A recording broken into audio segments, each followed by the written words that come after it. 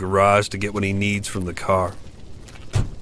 He cleans himself at the laundry tub, spending a significant amount of time making sure all the errant red specks are gone.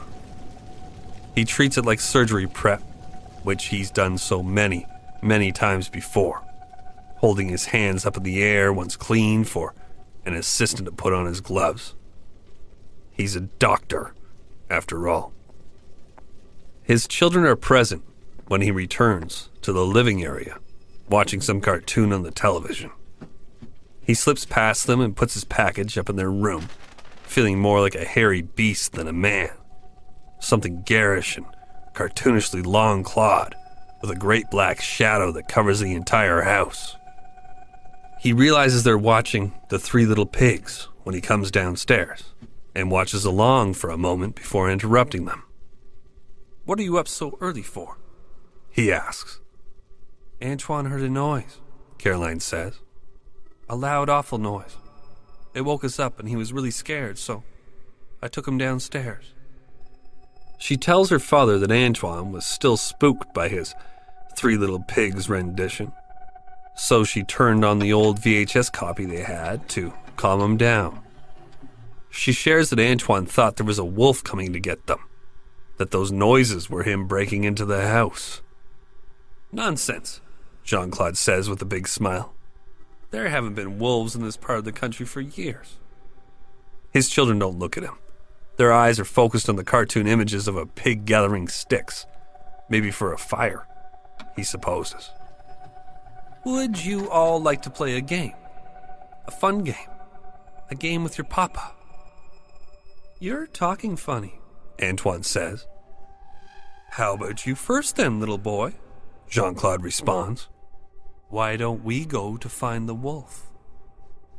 Caroline springs up to her feet, avoiding eye contact with her father. I'll go," she says, her voice breaking. "I'll go first." Jean-Claude nods and ignores how his daughter shakes when he puts a hand on her shoulder. He tells her he thinks the wolf is upstairs in their room, and does she think she can find it?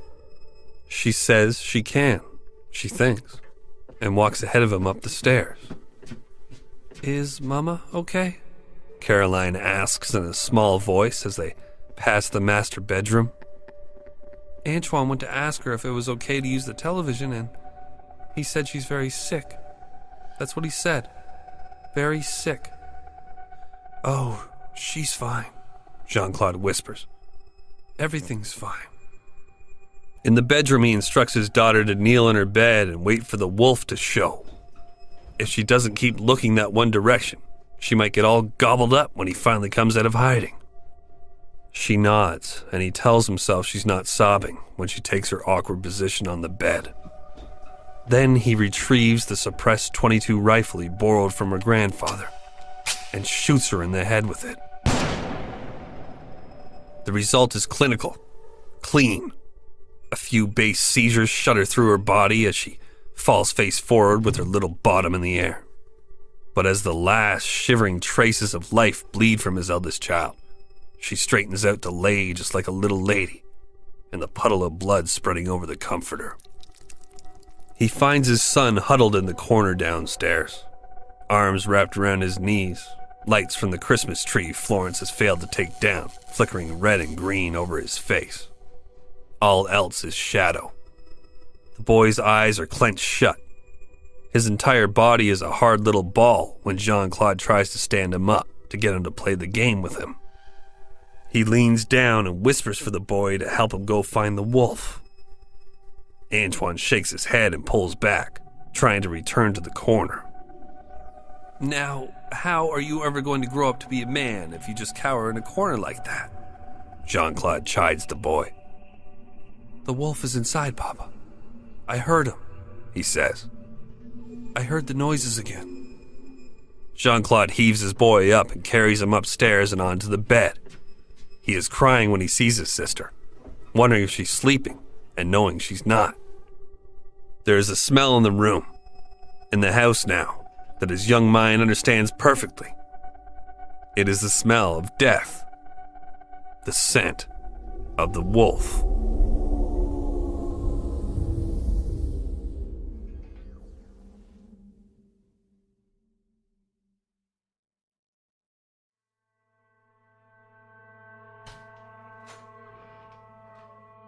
The wife and kids aren't coming, I'm afraid. Jean-Claude says this as his father takes his coat at the door. The older man pouts some, mentioning how much he was looking forward to seeing his grandkids. You'll see them again in no time, Jean-Claude adds with a smile, tucking a long, skinny parcel against the door, out of his father's reach. The man gives him a look, and Jean-Claude rolls his eyes. A doctor's work is never finished, you know, he says. They enter the interior of the house, one of the many beautiful cottages of Clairvaux-des-Lacs. It sits darkly amongst the trees, an oddly right-angled shape buried in the delicate traces and brushwork of the snowy pines. The nearby lake is frozen, hard as marble, and dusted with fresh powder and curlicues left by the morning skaters. Jean-Claude's mother bustles about the kitchen, throwing together the rest of lunch, just as he shakes off the cold. He hurries to help her with a heavy tray of drinks, taking it from her and insisting she sit down and let him help. She thanks him and sits down in relief, making herself a glass of wine and a sandwich. The family dog sprints through the kitchen to greet Jean-Claude as he sets down the tray. Oh, and aren't you a good boy? He says, ruffling the dog's ears. The dog agrees. He is a good boy. Oh, that dog, his mother says with feigned exasperation. I think you should bring him to your house. Let him play with the children. Possibly, he says. They could use a new friend to play with. He rubs the dog's head harder. Would you like that? Would you like to play with Antoine and Caroline? The dog's lack of a reaction is basically an affirmation, Jean-Claude decides. His father takes a seat at the table next to him. His face seems to carry some weight, a touch of guilt, even. Is there something you'd like to talk about, Papa? Jean-Claude asks. Normally, he'd be strained to keep the smile of a proud and understanding son on his face, but today there was no effort in his easy grin, because nothing was wrong. Everything was fine. Everything, in fact, would be all right. He leans in when his father hesitates to speak. Is it the money? He asks in a low voice. His father smiles softly and shrugs and nods without speaking. Jean-Claude grins and takes his father's hand. There's no worries at all, Papa. My broker in Geneva has settled everything. All accounts. Those little incongruities I was speaking of last month? All settled. Really? Jean-Claude's father asks, looking at his wife in astonishment. That's incredible news. Will everything be paid? Everything, Jean-Claude says. His words are airy and light. He speaks like a preacher receiving a vision. Everything is fine. By tonight, I'm sure all the debts will be repaid, and you will have nothing to worry about. The family toasts each other with glasses of wine, and Jean-Claude tells them of how well the children are doing. He speaks of their bright futures, how they're both ahead in their classes, and at such a little difficult school. Little Caroline wants to grow up to be some sort of academic, Jean-Claude thinks. Maybe a research professor at an engineering firm or something of the like. And young Antoine, bless his heart, he wants to grow up to be a doctor, just like his proud papa. And Florence? Oh, she's just amazing. She's had so many worries over the past few months, but she's had a lot less on her mind recently. She says her greatest work is her family, helping those two auspicious youngsters grow into fine French citizens and supporting her husband as he continues to rise through the medical field. She's really just wonderful, Jean-Claude says. They sit in silence for a long while before Jean-Claude requests to be excused. He touches his stomach. I'm going to use the upstairs lavatory, if it's no bother. His mother laughs and tells him it's fine. Just don't be upset if it's not perfectly tidy. They rarely have guests over that they allow upstairs, as he knows. He excuses himself from the table and slips his parcel from beside the door, carrying it upstairs and whistling softly to himself as he unwraps it. He sets the gun on the sink and sits in the toilet, idly screwing the suppressor back onto the barrel. He checks the action and ensures there's a round in the chamber, then stands up and points to the space under the sink. There, Father, he mumbles to himself before pantomiming moving around the bathroom. He swings the barrel around as he goes, checking to make sure he won't run out of room or reveal himself too early. It'd be perfectly odd if he gave up on the goose before the time was right. Satisfied, he goes downstairs and interrupts his parents' idle conversation. "Dad," he says, "I think there's a leak in the upstairs bathroom. Would you care to take a look?" His father looks surprised, but he hops up all the same and trundles up the stairs to investigate. Jean-Claude lingers close behind, hands clasped behind his back, watching as his father hitches up his pants and checks the space beneath the sink. The old man never sees Jean-Claude take the gun from behind the door. The dog starts barking and begins racing up and down the stairs. It comes inside the bathroom, whines, and darts back out again. Jean-Claude calls down to his mother and stands in silence over his father as she comes up the stairs. She enters the bathroom and gasps when she sees the puddle of blood growing beneath her husband. Her hands are over her mouth. "Jean-Claude, what has happened?" she asks, and he shoots her. The shot is so loud, just like the first, that it made him wince. Suppressor is generous, he thinks, looking down at his dead or dying mother and hoping she didn't hear the gunshot before it happened. She certainly heard the first, though maybe she would have thought it was a pipe breaking or something falling. He certainly hopes she wasn't terribly alarmed. Scared is a bad way to go, he thinks, looking over his dead parents. "Well," he says, nodding at nothing. "Thanks for lunch, but I've got to go meet Corinne. She's my mistress. I've been cheating on Florence for a very, very long time, but none of you have to worry about that. Everything is fine now. Just perfectly fine." He steps gingerly past his mother's blood and heads for the door. He hears the dog whining behind him and turns to see it nervously pacing and giving him a guilty, big-eyed stare. Jean-Claude finishes putting on his coat and nods. "Right," he says. "Who's going to feed you?" He smacks his leg and the old boy comes eagerly. But rather than extend a warm hand for a pat on the head, Jean-Claude offers a bullet.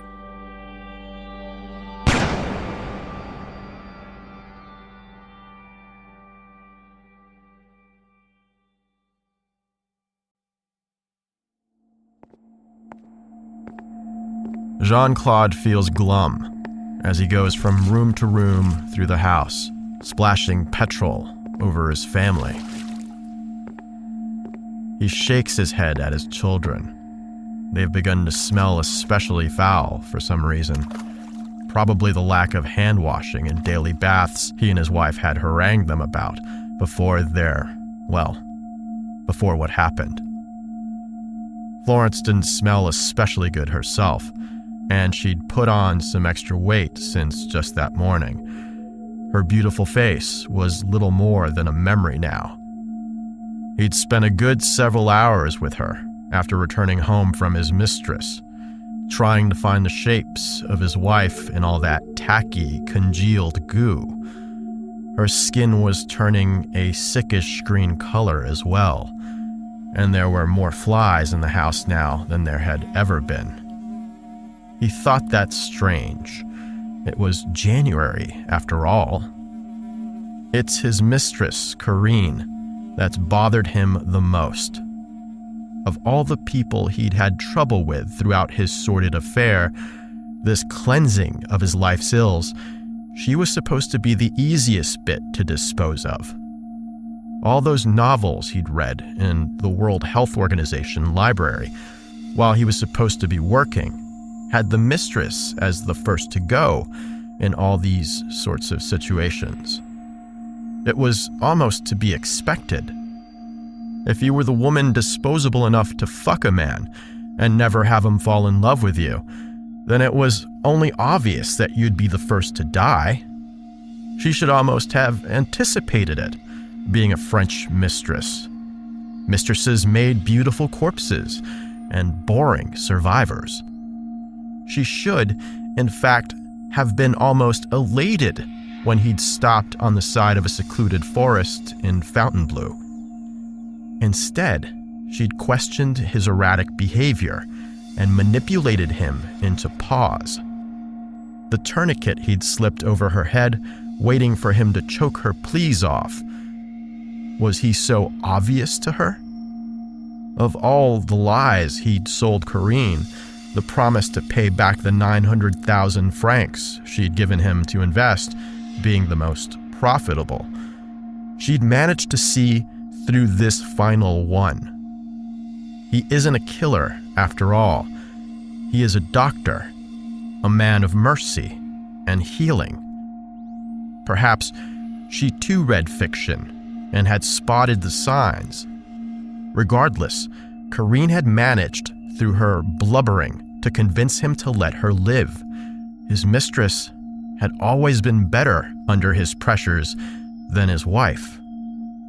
He pours the rest of the petrol in the barn and then writes a suicide note, which he tucks beneath the windshield wiper of his BMW. It says simply, "A banal accident and an injustice can cause madness. I'm sorry, Corinne." He nods when he puts it in place, though the madness he mentions in the letter seems a bit further from his mind than the night he murdered his family. They're not really dead, though, he thinks, arguing with himself as he walks back into the house to dig through the bathroom medicine cabinet. He hadn't bludgeoned his wife and shot his children. That was all just a trick of the imagination. They were probably just fine, sitting outside the house with their grandparents and the dog, and waiting for this whole sordid thing to finally be over. Maybe he'd finally take them to Geneva to see where he works as a doctor. That does sound nice.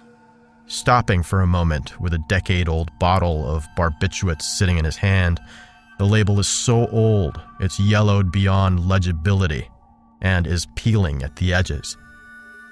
Jean-Claude turns in the direction of his wife's bedroom and asks, "What do you think, honey?" He stands in the dark silence of his home, eyes watering from his petrol vapors, and smiles and nods his way as though his wife is speaking to him. It's quiet, of course, but he listens anyway, a slow smile spreading across his face. The hazy, ethereal blue twilight of a snowy night shines through the window. Jean-Claude pops the lid of the pills and downs the entire prescription in an ugly, gape-jawed chewing motion. Then he tosses the empty bottle in the bin beside the toilet. The house is dark, save the Christmas tree, still up far into January. Soon, fire joins the flickering electric lights that ring the tree. His children's corpses are burning, along with the bedspreads and clothing. The smell is atrocious, but it's fine. Everything is fine. His children aren't burning. They're just, hanging around or something outside, petting the dog with the broken muzzle. They're fine. He wouldn't shoot them. He's a doctor. He helps people. He heals people. Jean-Claude has to steady himself against the front door before going back inside the house. The past-dated drugs are hitting him like a 7-ton sledge, like a suppressed 22, right to the brainstem. He can barely walk, but he forces himself onward to collapse on the couch. His family are standing in front of him. Smoke fills the room, clogging up all the spaces his family used to live inside. The kitchen, the halls, their bedrooms, of course. But his children and his wife are standing right in front of him, and they're so happy to see him. They love him. They are smiling. But their smiles don't quite reach their eyes, which are wide and forlorn and terrified. the eyes of pigs before a wolf. Perhaps they needed some explanation. The big fire is coming. But this... He means to jerk his thumb back towards the fire and finds that he cannot move his hand at all. Or his body, really. Against his will, it slumps sideways onto the couch. He talks to them through a mouthful of spit, words slurred and painful. This is brutal. The fire comes, and with it, sirens.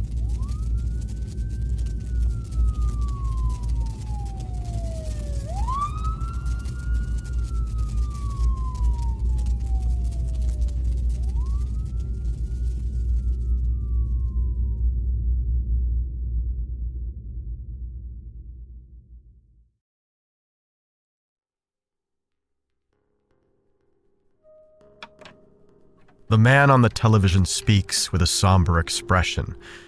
This is not an amusing topic for him. It is all very serious. Jean-Claude watches with rapt attention. Jean-Claude Ramon slayed his entire family and deceived dozens, perhaps even hundreds of Europe's greatest intellects, for decades. A picture of Jean-Claude pops up on the screen and he laughs and claps. It's not one of his best photos. It makes him look dark-eyed and cruel. But it's been 20 years now, and he's just happy to look so young. These new flat screens do photographs of him more justice than the old tube TVs from back when. His deceptions were so vast, so incredible, that national authorities investigated him as a spy after capture. Subsequent investigations revealed him as a sort of gentleman smuggler between Switzerland and France, moving large sums of illicit money for the wealthy. Jean-Claude nods and his grin widens. He waggles a hand at a passing inmate and points to the screen. Look, my friend, I'm on television. The passing prisoner gives the man they call Doc a sad smile and glances at the screen. I can't wait for Florence and the kids to see. Jean-Claude whispers, adjusting his prison uniform and sitting higher in his chair. They'll be so impressed. The prisoner's smile fades into a mix of pity and disgust before he moves on. They will, Jean-Claude says to himself, giggling and hopping in his chair like a child. They'll see. I'm sure everything's okay, so they'll understand. They'll see. And so Jean-Claude says, and so Jean-Claude thinks, though at times in his delusion there comes the smell of smoke. It's a dead smell, a sad smell these days. No longer a warning of fire to come, but a reminder of the blaze he failed to stunt. It's there for an instant. The truth, and the spark in his eye molts to gray ash.